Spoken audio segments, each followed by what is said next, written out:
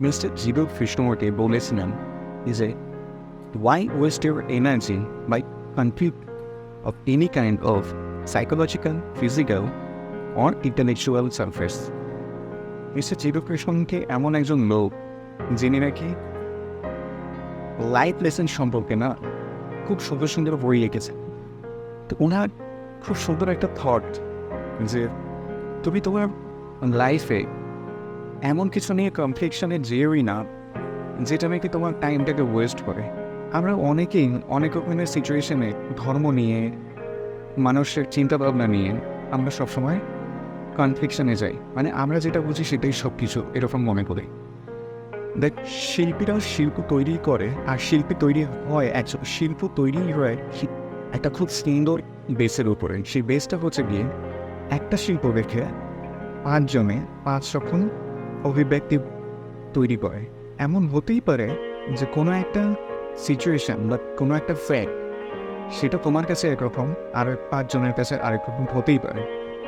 এটাতে না কোনটা উচিত না, কোনটা ঠিক কোনটা ভুল, এর মধ্যে কনফ্লিকশনে যাওয়াই উচিত না। কারণ এটা বোকামো, নিজের টাইম ওয়েস্ট, খালি নিজের এনার্জি ওয়েস্ট। আমরা ছোটোবেলা থেকে সত্যি কথা বলতে যখন থেকে আমরা পড়াশোনার মধ্যে ঢুকেছি তখন থেকে আমাদের এফোর্ট জিনিসটা আমাদের লাইফে অ্যাড হয়ে গেছে। তখন থেকে আজ পর্যন্ত আমরা স্টাডি করে যাচ্ছি। আমরা ফালতু কেন আরও একখানা এফোর্ট দিচ্ছি এই সমস্তকে প্রমাণ করার জন্য? দেখো, গরম ঠান্ডা, ভালো ঠিক, বড় লম্বা ছোট সব কিন্তু একখানা ফ্যাক্ট।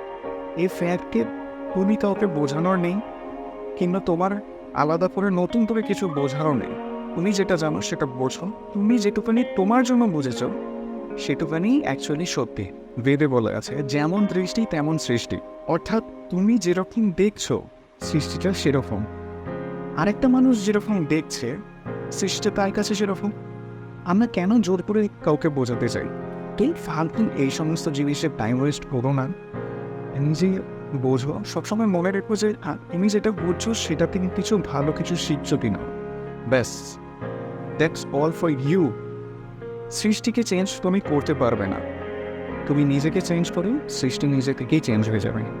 Best of luck.